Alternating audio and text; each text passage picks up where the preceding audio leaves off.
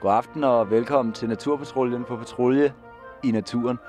Vi er taget ud i området omkring Odense Å for at se lidt nærmere på dyrelivet, naturlivet og hvad der ellers er at finde på sådan en helt almindelig torsdag.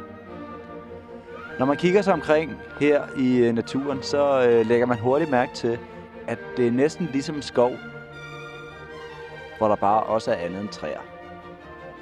Men kom med, så kigger vi på det.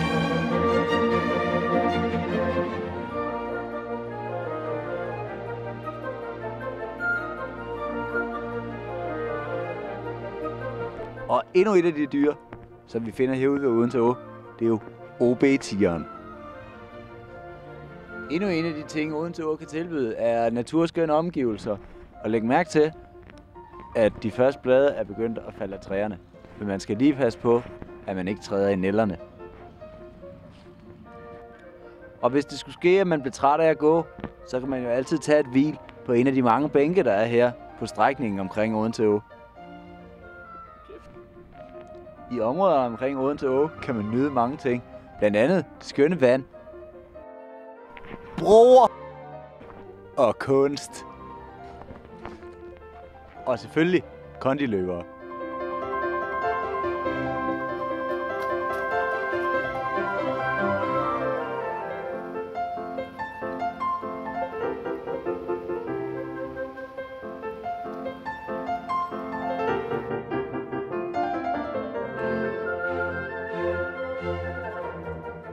Vi har mødt to piger ude i Odense Ås natur, der hedder Odense. De har valgt i dag at holde fødselsdag, fordi at en af dem har fødselsdag. Hvem af jer har fødselsdag? Odense. Tillykke. Og hvorfor har I valgt at holde fødselsdagen her på en bænk tæt på ænderne? Fordi ænder er nogle sjove dyr. Fodrer I ænderne? Med kage? Odense. Mange tak.